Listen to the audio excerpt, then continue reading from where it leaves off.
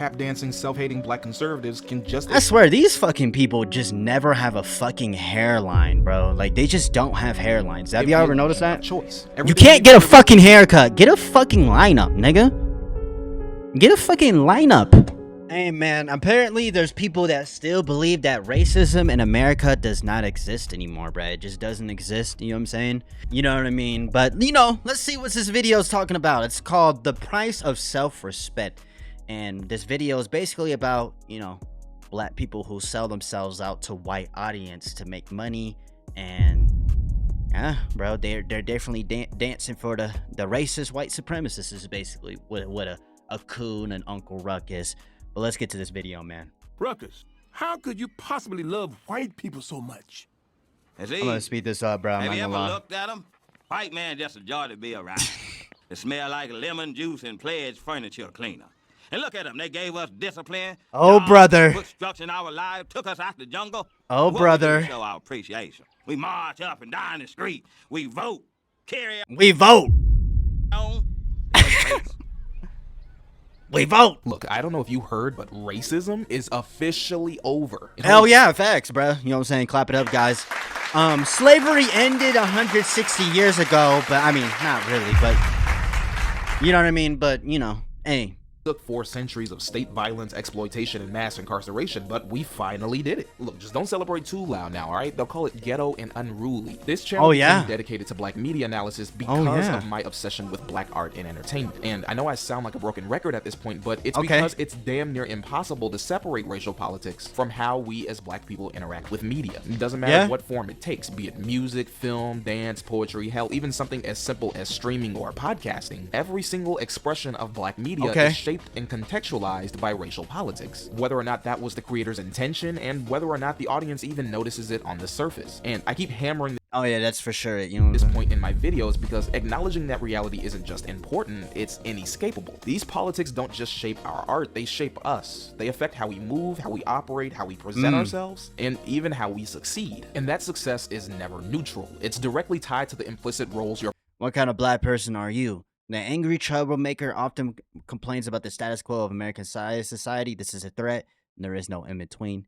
The passive complaint may not complain as much, but still does not directly challenge the status quo. This is safe.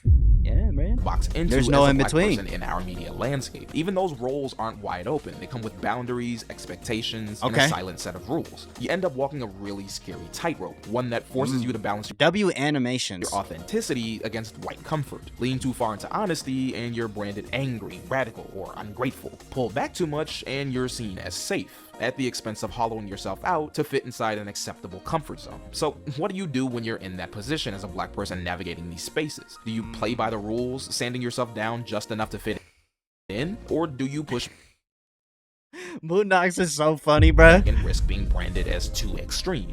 Well, there's always a third option, one that pays well, works every time, and never fails to get applause. That's right, kids, you can be a be a fucking coon.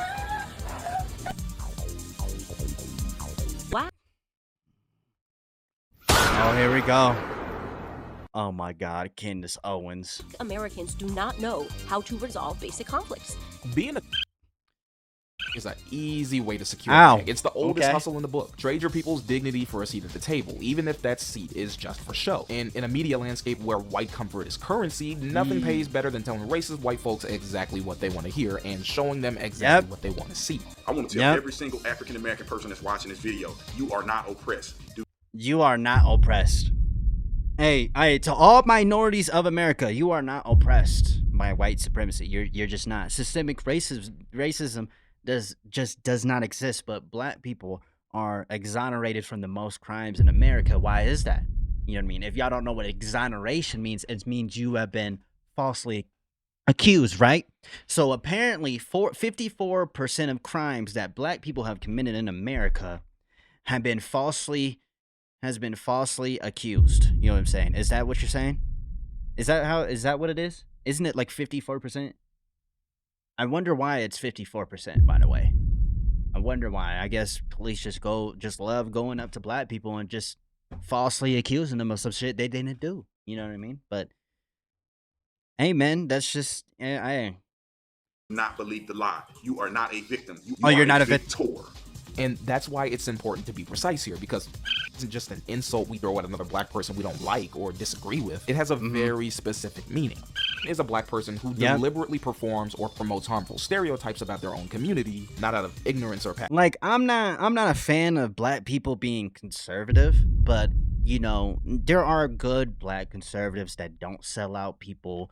You know what I mean? I respect them, but like you know what I mean, a lot more than, you know, a coon. You know what I mean? Passivity, but as a deliberate act to gain approval, protection, or profit from white audiences and institutions. Yeah. It doesn't matter the decade or the time period. White institutions reward it, white audiences eat it up, and the system is built to amplify it. It's effective because it props up the same lies that keep racism alive. It's called Validating propaganda. and entertaining racism while reassuring those in power that nothing really Look at this motherfucker, bruh. needs to change. Trump Let inauguration. freedom ring from every hill and every molehill in Mississippi.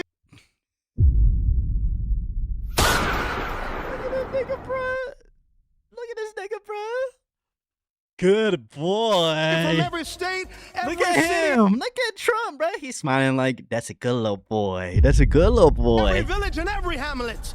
He's like, I like this black guy. This black guy is different than all these other black guys. And Look when at him. we let freedom ring, we will be able to speed up that day for all of your children. That's why it's so damn profitable. So long as racism exists, so will it.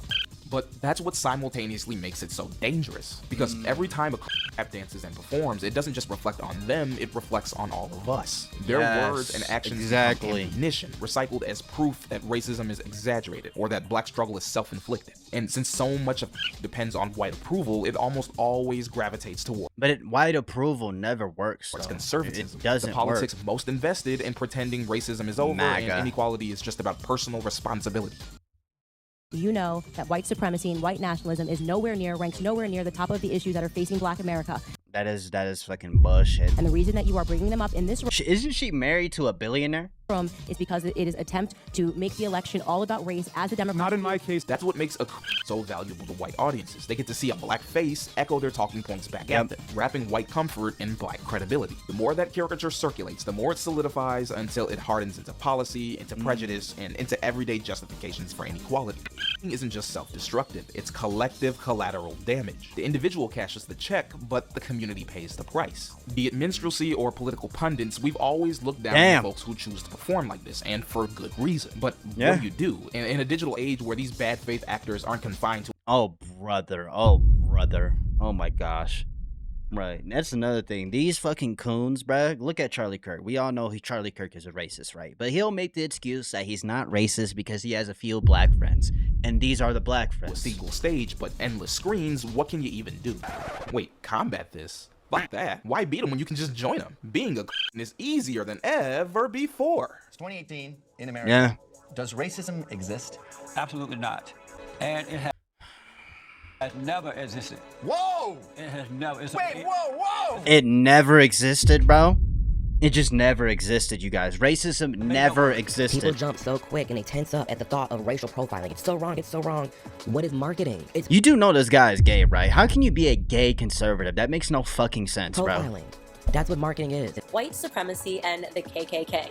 Really? That's what you guys want me to be concerned with this week? Do I look like an idiot? As long as racism is profitable, there will always be a demand for some eager, happy-go-lucky Negro willing to sell it back with a smile. Playing into negative racial tropes is one of the fastest And that's why King Bach fell off. ways to get paid. But that money doesn't come free. With it comes the cost of harming your own people, alienating yourself from your community, or worst of all, selling your own dignity. With that being said, whip out your tap dancing shoes and get ready to dive in. And together, let's find out if all the wealth, fame, and influence is worth the price of self-respect. What is this, bro? The price of self. About slave me. Wasn't nothing wrong with slavery. Other folks talk about slave me. Wasn't nothing wrong with Slavery, what the fuck? Yo, Uncle Ruckus, bro. This nigga funny as fuck, bro. I'm not gonna lie, bro. slavery. At least we got good food back then. As usual, before we get started, let's establish something. I want to further clarify our definition of what makes a and why it's not always the same thing as a black person being conservative. As I'm sure Yeah, I one thing, as much I still don't like black conservatives. I don't like black conservatives, but I don't think all black conservatives are coons, or you know what I mean. There are some conservatives, black Republicans that, you know, they're not cooned out, you know what I mean, or nothing like that. So yeah, I feel like sometimes I am a little dramatic when with this shit. I don't think all black conservatives are coons, but a lot of them are, though. A lot of like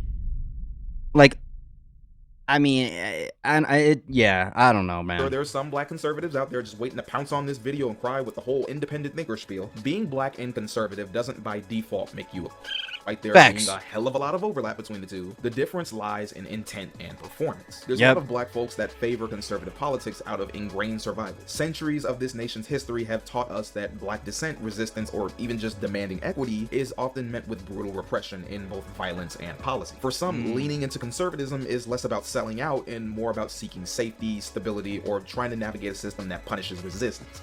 Mind you, this logic is still extremely counterproductive and harmful. Yeah, it doesn't work. And that's why, like, look, I don't hate black conservatives, like, you know what I mean? But I just don't like them, you know what I mean? I guess you could say I hate them. But I think the thing is that black conservatism, the idea of black conservatism does not work in this society, in my opinion. That's just my opinion. I might be wrong, you know what I mean? But that conservative policies benefit black Americans economically or socially on any mass scale. It just denotes how some of it can still come from a place of good faith. But a deliberately performs or promotes harmful narratives about their own people, not because they believe it in good faith, but because it buys them approval, protection, or profit from white audiences and institutions. They're not just conservative, they're performers. They're actively putting on a show, embodying roles that serve oppressive systems while personally benefiting them. It all boils down to their intent and performance. It's deliberate, it's a show, it reinforces. And being a black conservative, you are literally at the brink of being a coon. You know what I mean? So that's why, you know, I don't, you know what I mean? Hey. Racist myths, and most importantly, it's transactional. The individual trades dignity and community for validation and reward. Damn. That's not survival. That's a spineless, shameless spectacle. A spectacle that, as Mufasa, stop kicking my mic, little girl. Hold on, I'll be right back. You know what I'm saying? Come here, let's go play. All right. Sorry about that. Has no universal. This is a long ass video. We're gonna dive into the main archetypes that like to perform, exploring not just how and why they're so lucrative, but how they ultimately do nothing more than benefit white supremacy at the end of the day. Looking to cash in your dignity for a few coins and a milkshake? Want to make white folks laugh and hate you at the same time? Don't worry, I've got just the right pair of white gloves for you. Enough is enough, and that's what I've had a abundance of. Damn. Every has a role. Yeah, Speed's, I'm not gonna lie, Speed's audience, bro, they're probably the most racist, bro. Speed has like the most racist audience, other than like Aiden Ross. Play a mask that makes them profitable and entertaining in the streaming area. And while there are many variations, the two most consistent archetypes are the jester and the knight. Different masks, same purpose. Whether they clown or crusade, both archetypes ultimately serve the same role, and that's reassuring white audiences that racism is either laughable or non-existent. First, we have the jester, the oldest and most recognizable archetype of history. The entertainer who survives by making a spectacle of themselves, often at the expense of their own people. At its root, the jester is a performer who embodies and exaggerates racist caricatures so that white audiences can laugh, feel at ease, and avoid confronting the realities of black life. This is fucking nasty, bro. And this figure isn't new. It stretches back to the minstrel shows of the early 19th century, where white performers would don blackface and prance around the stage mocking blackness, painting it as ignorant, lazy, and buffoonish. You know, a real staple of American culture. White folks just couldn't get enough of this shit. I don't know, it was like the 19th century version of Friends. Around the 1830s, we get Thomas Daddy Rice, who popularizes his character Jim Crow, a shuffling, grinning, broken English caricature of a rural black man. A caricature Rice himself loosely based on a disabled slave he had once seen. The caricature would soon become a symbol for black inferiority, so powerful and popular that the name itself would later be used to brand an entire system of segregation. But alongside Jim Crow, you also had Zip Coon, only this one was based on a city living dandy. While Jim Crow was a lazy, sloppy buffoon, Zip Coon was a ridiculous fraud. He was overdressed, misused big words, and worst of all, thought of himself as equal to white people. The joke was that no matter how hard he tried, he could never rise above his place. These two became the blueprint of the jester. You now have a role where a black figure exists only to reassure white audiences that blackness is inherently laughable, inferior, and unserious. From the very beginning, fucking insane. The jester wasn't just about entertainment, it was about control. Eventually, black performers themselves are pushed into these roles, forced to mock their own people just to gain access to stages otherwise closed to them. The costume changes with the decades, but the script remains the same. You see the jester morph into Hollywood on the big screen with Stephen Fetchit and Willie Best. What's your name?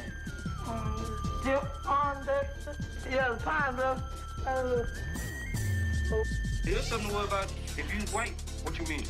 They won't hurt us because we slaves. They is fighting for us. But if you white and southern, then you the enemy. Oh, don't pay him no mind. Don't children get in that high. On radio with Amos and Andy, and even in variety shows with Rochester Anderson. Kingfish, you mean to say that you is an actual doctor? Well, I ain't been blabbing it around, but I've been taking a correspondence course in doctoring. He's the funny black friend, the clownish entertainer, the loudmouth comic relief who eases racial tension with jokes and dance moves. Different eras, different packaging, but the function never changes. Blackness was safe only when it was a punchline. Black people are tolerated as long as they keep the jokes coming and never demand too much seriousness. Today, the jester thrives in the digital era. TikTok, YouTube, Instagram, entire careers are built around parroting black culture for white clicks. Sometimes he leans into I mean, nah, I wouldn't say, like, when I think of, like, look, I can see that with Speed, but I think Speed is just like I don't know, that nigga crash out, bro. But, you know, I guess, damn. Entire careers are built around parroting black culture. I mean, Kai Cenat was the guy that said that black Americans didn't have culture, which just makes no fucking sense. I don't know why the fuck he even said that shit. But, yeah, bro. White clicks. I think the problem is that there's a lot of black people that don't know their history and what happened throughout, you know what I mean, in their culture. Like, yeah, bro. Sometimes he leans into exaggerated AAVE or quote-unquote hood stereotypes for laughs. Other times he positions himself as the safe black person who it's okay to make racist jokes around. You want an N-word pass? Don't worry, he'll give you one. But Lenny, what is he like there? He got a best nigga on. Yo, come on, bro. Bro, hey, don't give a fuck.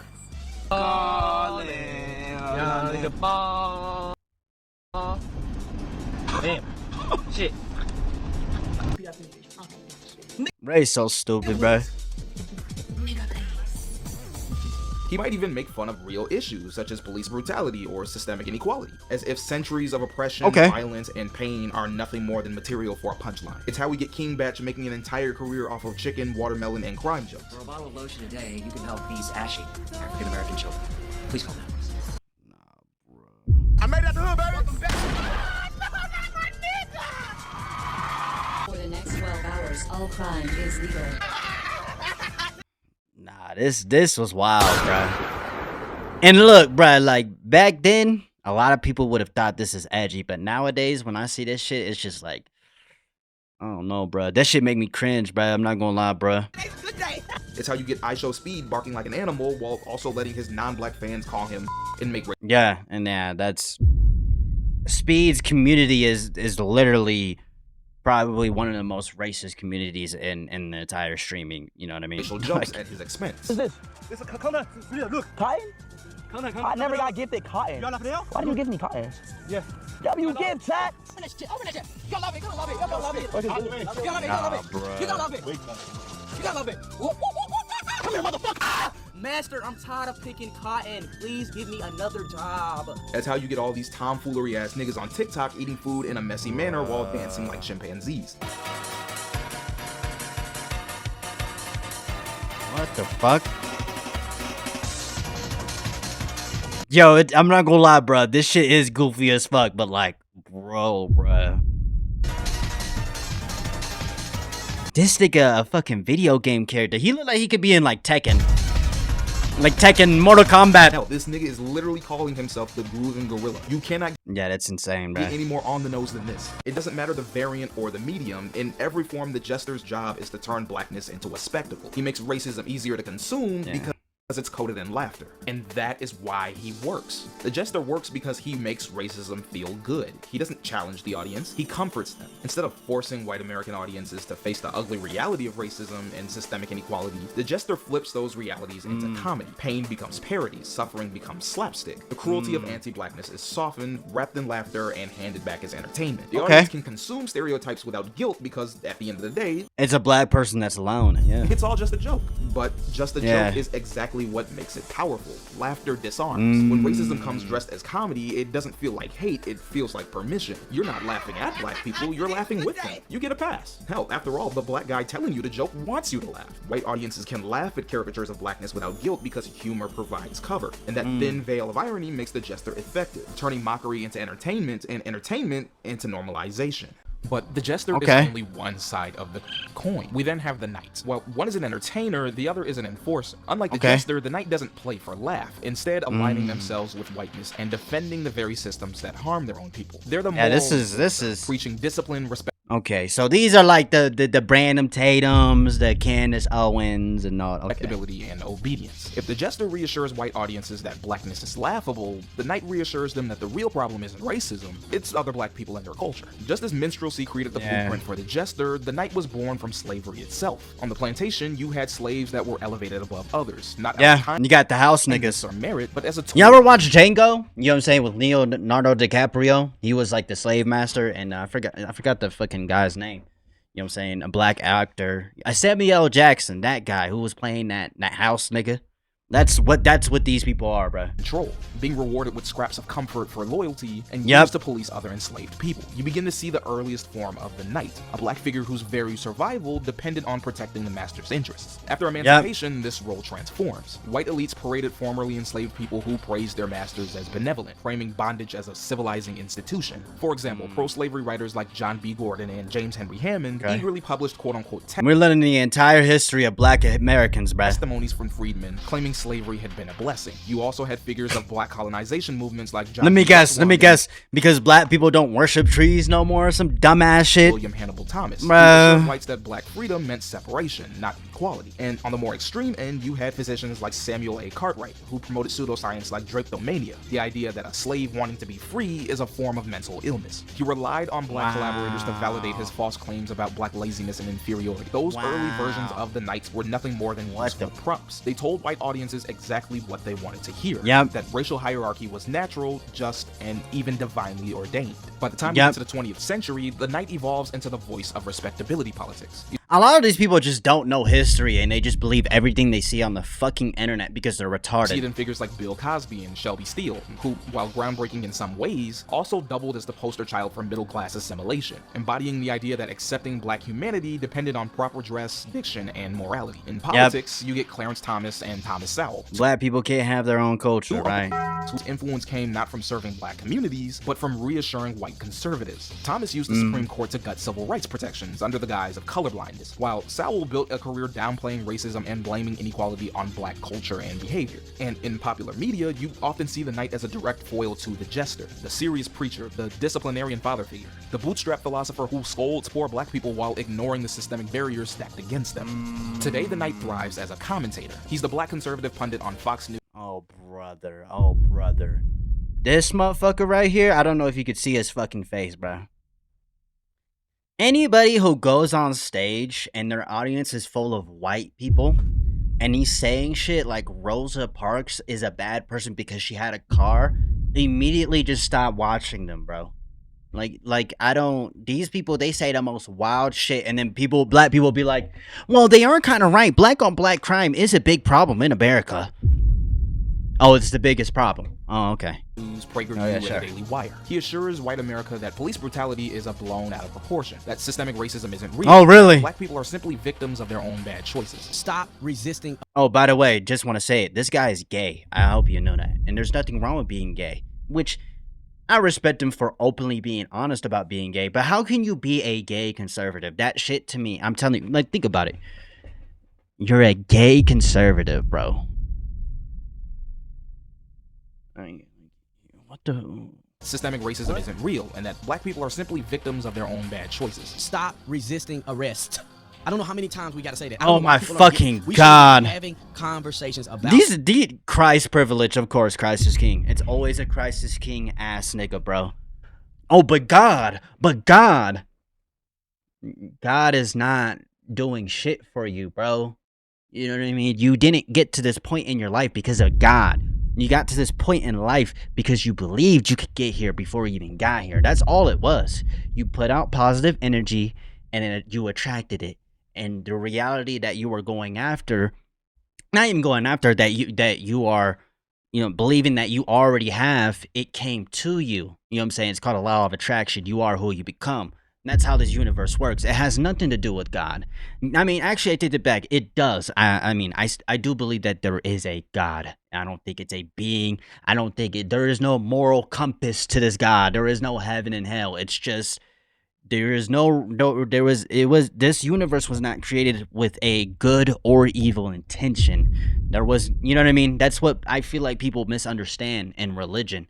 And then they get so caught up in religion, they start believing they start listening to media that uses their religion against them, pushes out propaganda. You know what I'm saying? They fall for it, and then this happens, bro. I think that's what it is, bro. I think it really comes... religion has always been a tool of control and oppression, and that is a fact, not just to black people, but to all kinds of people throughout history. You know what I mean? You know what I mean? And you know what I mean? Like, yeah. Police. There's no such thing as police reform and any of these things. If you people, black people, white people, I don't care who you are, mostly it's black folks. Why are we going to reform the police department? Most of it is black folks. I fucking wonder why. Just to end up shooting you again You because fucking you're resisting moron. arrest, trying to run police officers over with cars. I don't know if do y'all think bullets cannot hurt you?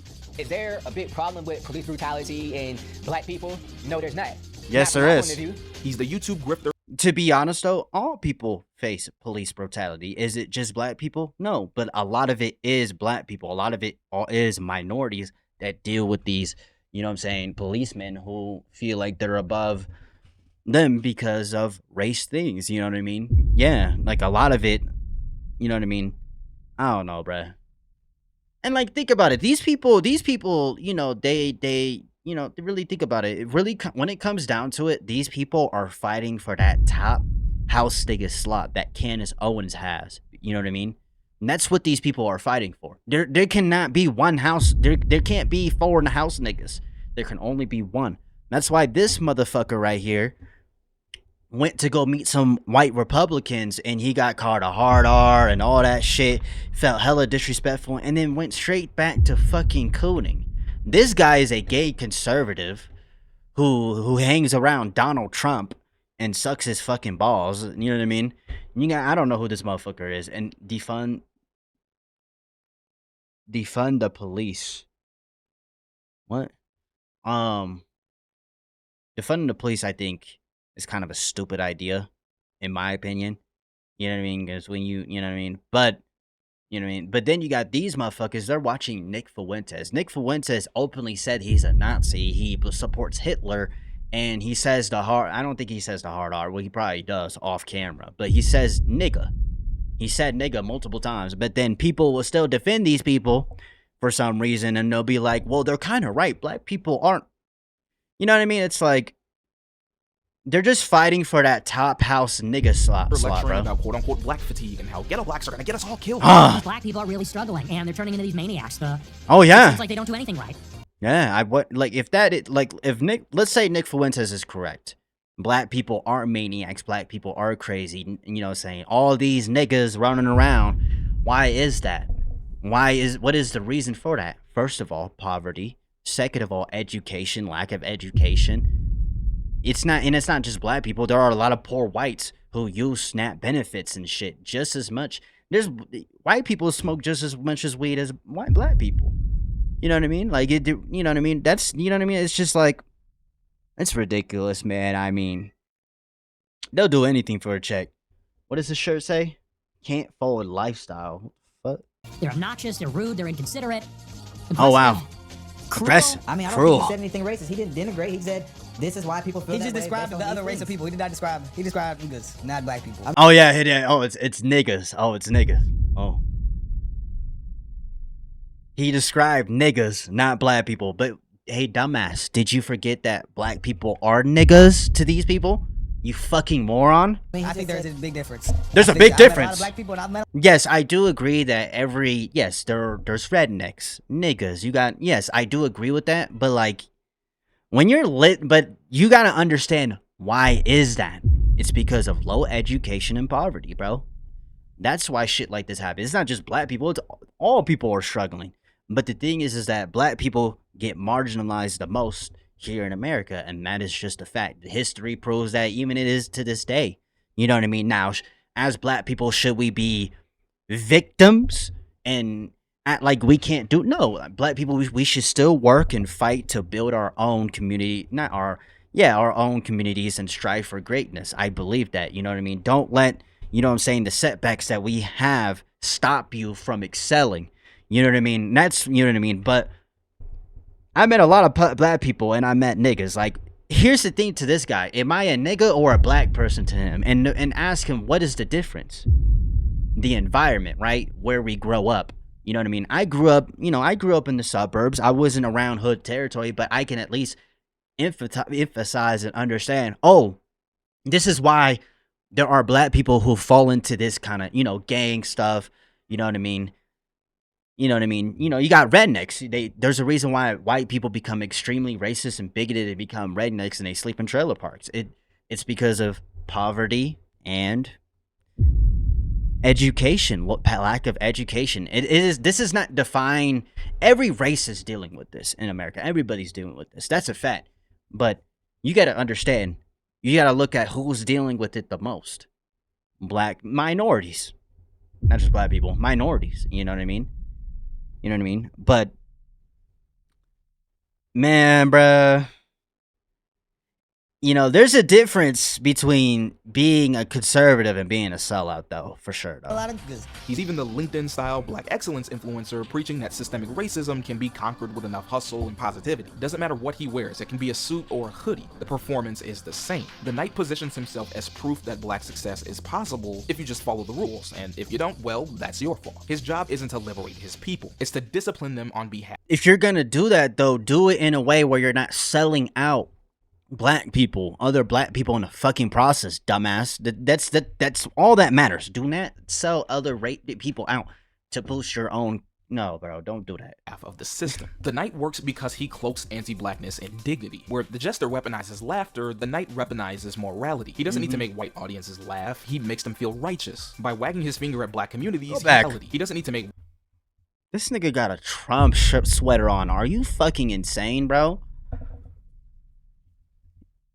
You're wearing a Trump shirt, bro, and you're on the Ben Shapiro show. White audiences laugh, he makes them feel righteous. Oh By my wagging his finger at black God. communities, he reassures white America that inequality isn't structural, it's personal. Racism doesn't have to be confronted because the Knight insists the real problem is us, and that's the trick. It's he the allows people. racism to hide in plain sight. If the jester tells white audiences, you're not racist, it's just a joke, then the Knight tells them, you're not racist, you're right. Every inequality becomes a morality tale. Prisons are full not because of over-policing, but because black men lack quote-unquote values. Schools fail not because of gutted funding, but because black parents don't care enough. Poverty isn't the product of wage theft or housing discrimination, it's just laziness. The Knight takes systemic violence and translates it into individual failings. But the thing is one thing I do respect is that despite this, black people have still found a way to succeed. You know what I mean? If you're gonna do it, just don't be a fucking coon, bro. That's all that matters. Don't be a sellout, bro. Genuinely, you don't gotta do all this shit, bro. You really don't. The reason why they do this is because, bro, you know how easy it would be if I went on this shit and I just said it's all black people's fault, black people are victims. You know what I mean? Come on. The oppression looked earned. It's so easy to do that shit. These two types of may seem like polar opposites, but both the jester and the Knight serve the same courts. They divide the work of maintaining the racial order. The jester turns injustice into entertainment, making it easier to laugh at than confront. The Knight takes the same injustice and recasts it as a moral failing, assuring audiences that inequality is the product of bad choices, not bad systems. Together, they work in tandem, softening the blow and then justifying it. One minute you laugh, next minute you're nodding your head in agreement. And this duality survives because it's profitable and useful. Media platforms. It's easy to do do it. Platforms, corporations, and political institutions reward content that either entertains without threatening power brother. or dignifies inequality as discipline. That's why the Jester thrives in viral clips and comedy routines, while the Knight is elevated in op-eds, think tanks, and news commentary. Both are monetized, both are incentivized, and both are rewarded precisely because they stabilize the racial order rather than challenge it. The impact is real. That distortion of public perception shapes policy. When the Jester normalizes brutality and the Knight reframes systemic barriers as personal failings, the result is paralysis. No need to reform and no appetite for justice. In practice, this translates into underfunded schools, harsher policing, and the erosion of civil rights, all justified by the story that black suffering is either laughable or deserved. In the end, it's just like we said earlier, two sides of the same coin. One makes oppression palatable, the other makes it principled. Neither disrupt the system. And until the structures that reward these performances are dismantled, both will keep tap dancing to the bank. But identifying only take you so far. Let's say you see the harm, damage, and destruction this causes, and none of that phases you. And look, bruh, look, there was a point in time where, hey, bruh, you would consider me a coon, bruh. And I think it really just comes down to just a lack of education on things, bro. And that's really what it is. Now, like, it's one thing if you just unknowingly not know about these things happen in history and stuff, but you know what I mean? It's another thing if you know all these things are happening, have happened, and yet you still be a coon. You know what I mean? I think, you know, people, we make mistakes, we fall for shit, we get brainwashed by propaganda, life happens, but just, that's, to me, all that matters, bro, is you just do research on the shit that you're watching, bro. Do the fucking research. Oh, I have people defending Charlie Kirk. I'm sorry, I could give less of a fuck about Charlie Kirk, right? The guy was a racist, bigot, white supremacist who, you know, who believed in a lot of wild things. So let's be honest, right? You know what I mean? And did he deserve to die? No, but you know, but the reason why people like Charlie Kirk get so big is because of coonery from black people. That's where that shit comes from. In fact, you see how lucrative it is and want to make some money off of it. That's where it originally starts. At least that's what I think. Just the news for you. This next section is going to teach you exactly how to sell your soul. I'm going to teach you step by step how to cook. Okay. What's up, guys? And hell nah. Brave enough to talk about. The Black Money Infinite Glitch. How I get in trouble? I'm gonna teach you how to be one of the good ones. That way you get to sleep in a big house like me. Earlier we detailed how to spot it, how they take many different forms, and ultimately what their purpose is in regards to white supremacy. However, in this section we're gonna teach you how to. I ain't gonna lie, I might skip this part. Essentially, what tactics they use and how they lure in moderate and more conservative. We know how niggas coon. I'm gonna skip that part because this video is really long. You know what I mean? You know what I mean? I'm like I said, it's so easy to be a sellout. That is why a lot of these black people coon, bro. That's just a fact. It's just easy to get. It's easy to make money. If I was a coon and doing this shit, bro, I would have already made 1 million subscribers by now. I'm being dead ass serious. It's so easy to fucking coon, bro. You know what I mean? But the reason why a lot of people coon is I feel like it's because of desperation. They're desperate. They feel like they have to do this shit. Me personally, I don't have to. I will reach the top of this shit without having to sell up myself out. You know what I'm saying? And I will promise myself that till the day I fucking die. You know what I'm saying? But I'm just going to skip over this part because it just doesn't make sense to go over it, bro. And we know what a coon is. We know how to... It's so easy to be a sellout. You know what I mean? Just ignore, you know, racial issues and, you know what I'm saying? I don't know, bruh. Let's just get to this, bruh. Then the tokens get spent? Yeah. Son, I just want to say that was an amazing speech you gave. You truly are a credit to your people. Thank you, sir. Let's get one thing straight before we go any further. You will never get a seat at the table. Not a real one. Facts. You might get invited to stand near it, maybe even handed the plate if you're... And that's why Brandon Tatum did not get invited to TPUSA. It's because he's black. Why would they let a black guy, you know what I'm saying, you know, mourn and cry the loss of a white man? They think you're inferior. Get the fuck away from me. That's how these people think, bro. That's why you didn't get invited to TPUSA, bro. It's because you're black. And when you see people like Candace Owens who are leading the conservative party, a lot of these like bigoted racists, they hate it because she's black. And we've seen this. We've seen this all the time. Lucky, but you'll never be allowed to sit down and eat without permission. And when they do reach a seat, It's not how this system works. It doesn't integrate. It's not gonna last. It accessorizes you. You're not there to change it. You're there to make it look changed. You're the token black used to paint the illusion of equity. Black lips used to tell white lies. Truth is, tokens get spent every single time. Gotta run on them tokens until your usefulness runs out. Then they toss you aside like a campaign slogan that's gone stale. The minute your image stops being profitable, the minute your words stop aligning with their script. Yep, you're gonna get tossed to this fucking side. You know what I mean? And they're gonna replace you with someone different. Eventually, Candace Owens is not going to be as big as she used to be. She will fall off. It will fucking happen. You know what I mean? It will happen, and somebody else will take her spot. There can only be one house, nigga. The second you start believing you actually earned your place instead of being placed there, that's when the mask slips and you realize you never were at the table. You were the tablecloth protecting the diners. We've seen this time and time again what happens when a bootlicker fails to shine Mass's shoes well enough, or when he finds some other happy-to-be-here Negro who can do it better. We see this guy, bro. Bootlicker fails to shine Mass's shoes. This guy, he's also gay, and you're conservative. Doesn't make any fucking sense. I don't get it. I don't get that. How can you be gay and be a conservative? I don't understand that. I feel like, you know what I mean? I don't have a problem with gay people. I am a pro supporter of the LGBTQ. You know what I'm saying? I'm not a Christian. I'm not religious. I don't believe in none of that bullshit. A man could do whatever the fuck he wants as long as he's not hurting other people. That is all that matters. And sometimes the reason why I had that thought process of where it was like, you know, people can't be gay is because I was a Christian. That's a fact. Once I stopped being a Christian and I became agnostic and I just didn't affiliate myself with certain religions, that's when I started to see all the bullshit around me.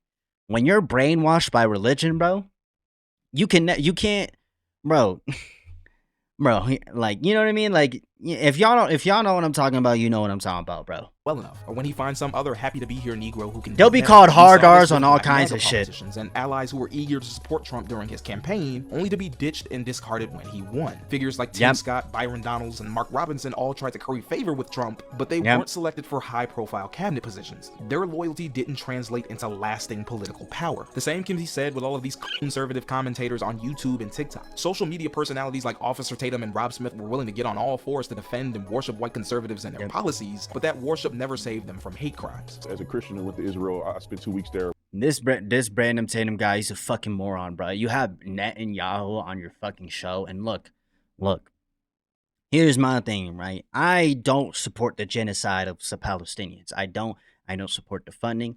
You know what I'm saying? But be honest, bro, I could give less of a fuck of what goes on in the Middle East, because the Palestinians, if I was out there with them trying to fight for them, they would murder me if they had the chance, just as much as the Israelites, bro. And they are, you know what I mean? You know what I mean? But I still don't believe that these people don't deserve to get genocide and get murdered. You know what I mean? And so I think, you know what I mean? I don't know, bro. This shit is just weird, bro. Israel just has so much power in our country. Our country has been compromised by, you know what I'm saying, foreign leaders, you know what I'm saying, billionaires, oligarchs, and all kinds of shit. And our country is corrupt. It's broken. And eventually we're going to have a revolution and we have to rebuild this country from scratch, man. It's sad, man, but that's just the reality, man. With the church, and we had an incredible time. We had only one incident where a small child spit on one of the pastors, and immediately after there was an adult that came. It was a Jew. That's not a representation. It was a Jew that spit on the Christian. Jews hate Christians, bro. That's like a big thing, because Christianity is like a mockery to their religion, which I kind of do agree with that. You know what I'm saying? I do believe that Jesus Christ wasn't divine, nor was he a Messiah. I think he was just a wise prophet. I don't think Jews view Jesus as a prophet. I think they just view him as an insane guy. I don't know. I don't specifically know, but I do. But like, when it comes to me and religion, bro, I believe in some parts of different religions and I disagree with religions. And I don't feel like I need to affiliate myself to a certain religion to, you know what I mean? You get what I mean? And the reason why is that, like I said, religion is used mainly as a tool to keep people in control. That is just a fact. You know what I'm saying? I don't believe that this God that created this universe, I don't even believe it was God. I just think it's like an essence. It's a being. It's like a higher being that we will never know until the day we die. You know what I mean? And for the reason, we are no different than like a cat or a dog. You know what I'm saying? We commit murder, cannibalize, colonizations, you know what I mean? Animals do the same thing. The difference between there is no difference between a human and a lion because we all fight for territory. We all fight for, you know what I'm saying? That's just the reality. You know what I mean?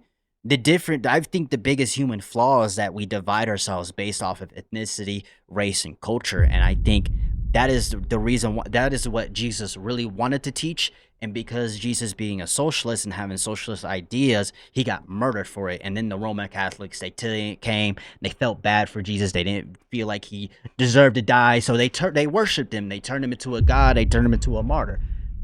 And that's where Christianity was birthed. You know what I mean? You know what I mean? I don't agree with some parts of Judaism. I don't agree with some parts of Christianity and Islam. I don't believe that there is like a single God. I think that this, whatever created this universe, we are a part of it. You know what I'm saying? Everything is energy. You know what I'm saying? Energy cannot be destroyed. We are energy. We are a part of this energy. And you know what I'm saying? When we die, we don't know what's going to happen. But, you know, I think this, whatever created this universe, whatever it was, or whatever it is, I think it's just, I don't know. It didn't create this universe for a moral reason. There's no morality behind it. There's no such thing as morality in this universe. It's just we humans create morality in a means to control people, and that's just what it is. And that's what it is, bro. I don't know what this higher power is, but you know, it's neither good or evil, you know, is what I'm trying to say. Sensation of who we are. You know, we love you guys. You guys are always welcome here. And I have to say, no adults gave us. You're not welcome here, pussy. We had no issues whatsoever.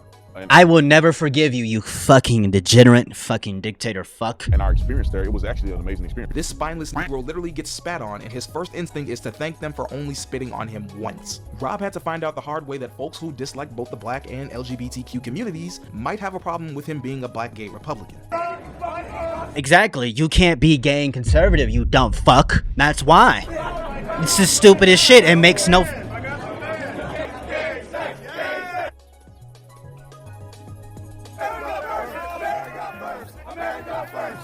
Of course. I was in Phoenix, Arizona for an event called America. Look at him on fucking CNN over here crying. They were racist to me. Now you realize this, you fucking moron. By Turning Point USA. I went to this event because I saw that a lot of other conservative influencers would be there. And I had no idea that it was going to be infested with these people. I had no idea the leopards would eat my face. Imagine spending years kissing ass just to get hate crimed at a rally. And then there's the queen of conservative tokenism herself, Candace Owens. For years, she served as the Daily Wire's black mouthpiece, their go-to for packaging bigotry as quote-unquote common sense. As long as she stuck to the script, she was golden. But the minute she went off script, the minute she called out the Israeli state for committing a genocide, she too saw how much a spent token was really worth: unemployment. Her usefulness expired and lost her job at the Daily Wire. Their mouthpiece no longer was singing the right notes. Crazy part is, she didn't even learn her lesson. A few weeks ago, she gave a heartfelt tribute to her dear friend Charlie Kirk. We are Charlie Kirk! Hey, Charlie Kirk isn't a racist, you guys, because he has black friends. Genuinely believe she was one of the closest friends. Guys, look, he's a Christian. Piece of shit had, which makes it even funnier when she didn't get invited to speak at his memorial. Yep, and neither did Brandon Tatum because they're black. You will never get a seat at the table. You want to be house nigga? There can only be one house nigga, and really, the house nigga itself will never get invited. They don't care about you. Oh, you've been excluded? Yeah, it's because you're black. That's why. They just don't want to tell you because you're just a tool to these people. But you know what she did get used for? To prove that he wasn't racist because he had black friends. Oh, yeah. And don't think you can just rebrand and get welcomed back in with open arms by the very community you spent years disrespecting. Yeah. I think it's kind of like, let's say Candace Owens or Brandon Tatum's, they turn around and they stop being this coon shit. You know what I mean? Would I fully forgive him? Never. I will never fully forgive you, but I think people do deserve second chances, and as long as they don't go back to that shit and they learn their lessons and they condemn their actions, that is all that matters to me. I hope you feel stupid and humiliated, and yeah. It's not that easy. And before any of you start caterwauling, I thought you were supposed to be pro-black. I guess that doesn't apply to independent thinkers. So much for the tolerant left. Let's get one thing straight, Mr. Independent Thinker. No community is obligated to embrace you after you built an entire career profiting off of lies. Exactly, facts. That made their lives harder. You had no problem demonizing struggling families, mocking victims of police violence, or gaslighting your own people on national TV. And if you do come back, if you do, you know, Stop being a coon. Like I said, you know what I mean? You will be humiliated. I will give less of, I do, you know what I mean? You know, I will not fully ever forgive you because I don't fucking have to. Weren't thinking independently, you were selling your integrity. None of us do. And now when the checks stop coming in and your handlers move on, you want grace from the same folks oh yeah, themselves up by their go fuck yourself. No. That's called consequences. What you need to do is work harder and take some personal accountability. Then maybe we'll let you back in. But what if you're not that far gone? What if you're not some morally bankrupt opportunist and instead just a regular person with some conservative leanings? This is for the black moderates, the socially conservative black folks, the churchgoers, the like these kind of conservatives. As long as you're not a sellout, just don't be a fucking sellout. At least acknowledge and accept that yes, black people have been marginalized even to this day. You know what I'm saying? Really, everybody, all minorities, really. But you know, you like, oh man, we just need to do better, crowd. Yeah, we just need to do better. But are standing close enough to this rhetoric to. Yeah, it's like you're a black conservative, so you're like on the brink of cooning. you're on the brink of that shit, bro. You know what I mean? Sometimes fall for it when it's dressed up in pretty words. And it's funny because these black conservatives that coon out, a lot of them are Christian, but yet God won't save them when they fall off. It doesn't make sense. You know, God's not going to save, you know, the Christian God is not going to save Brandon Tatum or Candace Owens, neither you coon fuck, but you know what I mean? Hey, I get it. You want order, stability, and safety in our communities. We all do. You're tired of the chaos, the economic instability, the communal violence that at times can feel inescapable. Me too. Constant feeling like we're fighting uphill battles that never end. But I need you to understand, conservatism has never been the answer. It has never in almost the 300 years of this nation. Conservatism, like not even just in here in America, and just in the entirety of history, socialism and progressivism, that shit will always prime succeed. And that to me doesn't make sense. How can you be a Christian, believe in Jesus' teachings, which Jesus was a socialist, and then call yourself conservative? I don't know, bruh. I don't get it. Maybe I'm just a little dumb with what I just said, but like I'm trying to process this shit. Like, how can you be a Christian conservative but then believe in Jesus' teachings? And that's why I'm not a Christian. It doesn't make sense. How can Jesus be seen as a God? I don't think Jesus Christ would ever want to be seen as a God. I think he would be standing next to the Jews spitting on you. You know what I mean? He's not a prophet. I mean, sorry, he is a prophet. I think this is, like I said, I think he's a prophet. He's neither divine or a messiah, right? He's just an ordinary person like me and you who was extremely wise. And yeah, bro, hold on. What do you want? What you doing? I love you. Black people, not once, not during abolition, not during Reconstruction, not during Jim Crow, not during the war on drugs, not now. There is no empirical data, no policy, no administration, no economic period where black conservatism resulted in measurable liberation. It doesn't happen because it's not designed to happen. Conservatism's entire function is to preserve existing hierarchies. Exactly. Regardless of how much you try to modify your black Republican behavior or existence. Them being in the charge fuck will is always that? result in you being in a subservient role. It doesn't matter how much money you achieve, status you obtain, or how well behaved you are. The thing that you are conserving are the things that keep them in power. Exactly. So let me ask again, what exactly is it you're trying to conserve? It can't be the black family, as it was conservative policies that tore black families apart. The same legislation that escalated surveillance, criminalized poverty, and funneled black men into prisons at historic rates. It was conservative welfare reforms that punished single mothers, cut public assistance, and destabilized entire households under the guise of responsibility. It can't be economically, as those agendas have continuously widened racial wealth gaps and stripped wealth from black communities at every turn. And it damn sure ain't socially conservative. Black people have been the most socially progressive demographic for the past 80 years. Exactly. And I believe as a person of color, not just black people, but just a person of color, you should not be a conservative.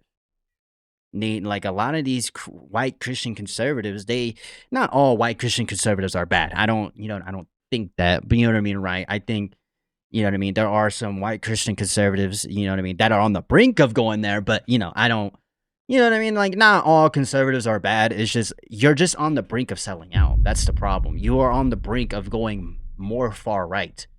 You know what I mean? That's the problem. We've been at the cornerstone of every social and civil rights movement, despite a large portion of us being deeply... And this is why I get so sick of people saying, oh, you can't say Black Lives Matter. Yes, you can. You can believe in the movement Black Lives Matter, right? Chinese life matters. You know what I'm saying? I believe in the rights of all people, regardless of your gender, race, religion. I don't give a fuck. Just don't use your religion to, you know what I mean? Or... don't use your ideologies to oppress other people. That is all we want. That is socialism, you fucking morons, not conservatism. Entrenched in traditional views of religion and Christianity. We've never been conservative. Not fiscally, not socially, never. Rejecting conservatism is the key to advancing our community. And this doesn't mean you have to be a liberal or a Democrat. Exactly. Let's be clear. I do not like the Democratic Party. Me Both too. sides of the establishment are just two sides of the same coin. They exactly. create the illusion of choice. Everything we've attributed to these tap-dancing, self-hating black conservatives can just... I swear, these fucking people just never have a fucking hairline, bro. Like, they just don't have hairlines. Have you ever noticed that? Choice. You can't get a fucking haircut. Get a fucking lineup, nigga. Get a fucking lineup. God damn. I mean, shit, I still got a hairline. I didn't get a haircut when I got my retwist. You know what I'm saying? But, like, even I have a fucking better hairline than these niggas, bro. I haven't gotten a haircut in a month. Bro, I'm telling you, it's always a black conservative or some black person on the right that always got a fucked up head. Look at this shit, bro. Tap dancing, self-hating black conservatives can just as easily be applied to a lot of these black liberals. Democrats tokenize you with symbolism and dangle progress over your head like a carrot on a stick. Exactly. While Republicans just do it with more open contempt. Both serve the same capitalist Marjorie system, Taylor tired, Greene. underpaid, over-surveilled, and underrepresented, using you as electoral props only to discard you in favor of lobbyists and donors. Neither one of these are on your side, but we need to get rid of this foolish mentality that just because the Democratic Party continues to fail us time and time again, we all need to suddenly become conservatives. That's like disarming one bomb. Then that's dumb, bruh. That's dumb. No, bruh. Like, no. What we need to do is we need to go to this White House and we need to throw out all these motherfuckers and replace it with people who actually give a damn about the people in America. That's just what we need to do. Immediately strapping 10 more to your chest. Instead of doing the bare minimum of searching for an electoral candidate to magically solve all our problems every 4 years, we collectively as black Americans need to reject blind loyalty to the two-party system and start to invest in direct action. Usually on every video, I have people who try to leave these gotcha comments. Actually, Pillboy, you missed something. You forgot to explain this. Only for me to address and explain it later in the video. They don't want to sit and watch the entire video before getting their rocks off in the comments, which is usually why I get bullshit comments like, no solutions? So you're just complaining but providing no solutions? Well, this is for you. The only way to meaningfully improve the lives of black Americans is by changing the system shaping our lives. That being capitalism. The same system that depends on any... Now, a little bit of capitalism isn't bad. I don't think capitalism in itself is bad, but when you tie it with white supremacy, that's when it gets bad. You know what I mean? I think when you mix a little bit of socialism and capitalism together, you get a nation that's prosperous. Look at China, bro. Look at how much they've grown in just 20, 30 years, bro. They were not like really think about that, because China knows how to mix the two together. You know what I mean? Like quality and scarcity to function. The quote-unquote culture. Yes, China is not perfect, and I'm not a supporter of China or no shit like that. But think about it. The reason why China has grown is because of that reason in itself. Cultural problems that people like to blame, behavior choices, norms, are just reflections of larger structural forces. And every time you interrupt them, when resources are decommodified, when communities gain ownership, when public services are fully funded, these so-called cultural problems disappear right along with the conditions that produce them. And this is not some theory. We have decades of data to back this up. Let's start with crime. Most high violence neighborhoods, they map out almost perfectly onto areas of concentrated poverty, eviction, unemployment, and state abandonment. The violence doesn't decline just because people start quote-unquote acting right. It declines when you change the environment. We saw this in both Baltimore's Park Heights and Cherry Hills neighborhoods. The Safe Streets program cut homicides by 56% and non-fatal shootings by 34%. In New York City, Cure Violence ran similar initiatives in Bronzeville, East New York, and South Jamaica, all areas with some of the city's highest poverty poverty and segregation rates. They saw a 14% average reduction in shootings, translating roughly to about 1,300 shootings prevented over a decade. Chicago's West Garfield Park, Inglewood, and North Lawndale neighborhoods saw significant declines when community members, not police, mediated conflicts and provided support. Across 27 predominantly black low-income neighborhoods studied nationally, 68% of outcomes showed measurable, statistically significant violence reductions. Nice. These programs didn't just preach more. Hey, clap it up, bro. Nice. That's good. They directly addressed poverty, trauma, and instability. Outreach workers connected high-risk young men to paid transitional jobs, GED programs, rental assistance, and emergency cash support. They provided on-call crisis counseling, responding to shootings to prevent retaliation. They walked families through trauma responses at neighborhood clinics. They gave risk residents access to stable, long-term employment, as well as resources to treatment. And as a result, the violence dropped. When violence decreases and stability increases, you start to see it affect education. Exactly. You just gotta improve education in our country. That's it, bro. That's why, like, it's poverty and education. You know what I mean? Education, not because kids gain better values, but because their environment stops punishing them for being poor. Take Cincinnati's West End, Evanston, and Avondale neighborhoods, for example. When schools shifted to the community schools model, they didn't lecture students about responsibility. They removed the barriers that made a healthy learning environment impossible. Schools became resource hubs: free meals, healthcare, dental care, trauma counseling, attendance support, social workers, transportation help, after-school programs, arts programs, family resource centers. The results were immediate. Graduation rates jumped from 51% to 88%. Absenteeism fell, and behavioral issues collapsed. Why? Not because the culture magically changed or because kids didn't want to be like rappers anymore, but because the conditions did. New York City saw the same pattern across Harlem. Nah, there's a lot of people who still want to be rappers. South Bronx, Bronzeville, and Central Brooklyn. Community schools produced a 24% drop in chronic absenteeism, a 10% increase in credit accumulation. Bruh. You know what's funny? Our government could easily create policies to help make it better for not just black people, just all people, and just increase the education, but they won't do that. You know what I mean? And sharp declines and suspensions. When you have oligarchs running the fucking country, we have billionaires running the fucking country, they're gonna make it hard for everybody, really, to be honest. You know what I'm saying? And this is why you hear a lot of rednecks say a lot of racist shit about black people. It's because of lack of education. That's just where racism comes from. You know what I mean? Well, racism comes from white supremacy from history, but like nowadays, it's all about education, bro. You don't even need to be the smartest person. You just need to know what has happened in the world. You know what I mean? Like, Oakland how this country became to be. In East Oakland and Fruitvale, restorative justice addressed behavioral treatment, not punishment. Graduation rates rose, and students that were once labeled disruptive became high performers once their trauma was met with care instead of cops. And why does this magically work? Because the root problem that conservatives blame on thug culture was just a symptom. It was about hunger, housing instability, untreated health issues, trauma, and the stress of poverty. And when you address those conditions, you see performance rise, because students finally have the material stability required to show up and succeed. What's powerful is how these domains reinforce one another once the material foundation changes. When families have stable housing, children experience fewer interruptions in schooling. When parents aren't drowning in financial anxiety, the household becomes calmer, and the likelihood of youth involvement in violence falls. When schools have resources and provide restorative responses, young people receive care instead of criminalization, keeping them in classrooms and out of the pipeline that destabilizes communities. When crime drops because economic survival is no longer scarce, neighborhoods become safer, local institutions strengthen, and networks of mutual support grow. Improvements in one area cause downstream improvements in the others, because they were never separate problems to begin with. They were different manifestations of the same structural root. And mind you, these conservative pundits know this. It's why you never see them talk policy or any sort of meaningful programs or initiatives that— Exactly. People love defending Candace Owens. Well, she left the black community because of black on black crime. Well, do you know why black on black crime exists? Why didn't she come up with any— why isn't she helping black communities, right? Why isn't she doing that? No, she's just shitting on black people so she can seem like she's the better house nigga compared to these other black conservative coon Christian conservative dumb fucks. And this is what it is, bro. Offer hands on the ground support for our communities. They know the minute you address the real concerns, the money bag goes away. When I posted the humorous teaser to this video last month, I had a lot of comments like this that tried to take the centrist approach.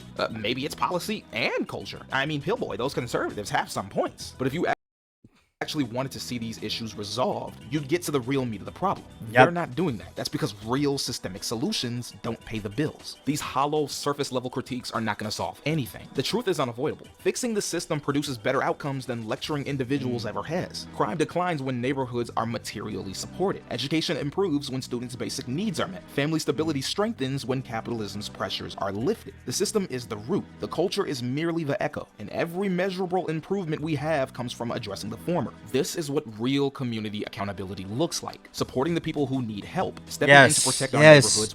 But you don't see Candace Owens or Brandon Tatum doing that shit, bro. I pushed the wrong fucking button. I meant to hit this one. You just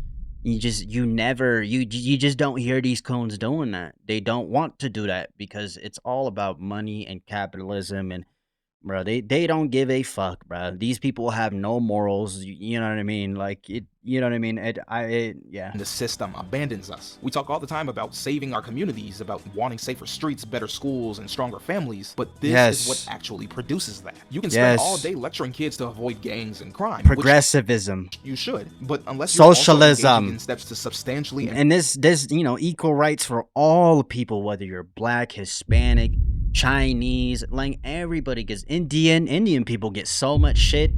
You know what I mean? Like even the poor white redneck population, like that is in the middle, that, you know what I mean? Like, improve the conditions that led them down these paths to begin with, you're not accomplishing anything. Mind you, like I said earlier, these are not some easy one-step fix to decades, if not centuries, of systemic neglect and design. But understand when problems are being addressed with actual solutions and tangible data in mind versus hollow, regurgitated talking points that only serve to placate white supremacy. It's the linchpin of all the bangs that continue to plague us. And so long as it exists, there will always be black folks willing to defend it, out of ignorance, out of profit, or most times both. Just know that choosing the latter always comes with a price tag, and whether or not you can afford the cost afterwards is a choice that's up to you. Yeah, man, that was a good video, bruh. You know what I'm saying? Hey, man, I believe in the rights of all people, regardless of where you come from. I don't give a fuck. As long as you're a good person, that is all that matters. Do not force your ideologies on anybody else. Do not, like, you know what I mean? Like, it is what it is, bro. Like, I think I think religion is the biggest problem with all this shit, because a lot of governments, they use religion as a tool of oppression, and not just to all people throughout the world, you know what I mean? So I think religion and a lack of education and poverty are the biggest problems. Now, I'm not saying that religious people are bad people or nothing like that. It's just the reason why a lot of these people fall into shit like this is because of religion, bro. They're always a Christian, they're always conservative. You know what I mean? It's always, you know what I mean? It's always a Christian conservative, bro, that defends, you know what I'm saying, capitalism, right? So I don't know, bro. It's people just, oh man, bro. I don't know, man. Look, what do y'all think down in the comments down below, man? What do y'all think, man? I hope the video link will be down in the description down below if you want to see more of this guy's videos. Amazing video, by the way. What is this guy's name? What is this guy's name? Hold on a second. Pillboy. His name is Pillboy. I have the video link down in the description down below. But I hope you have a good breakfast, a good dinner, good night, man. I love y'all, man. Peace.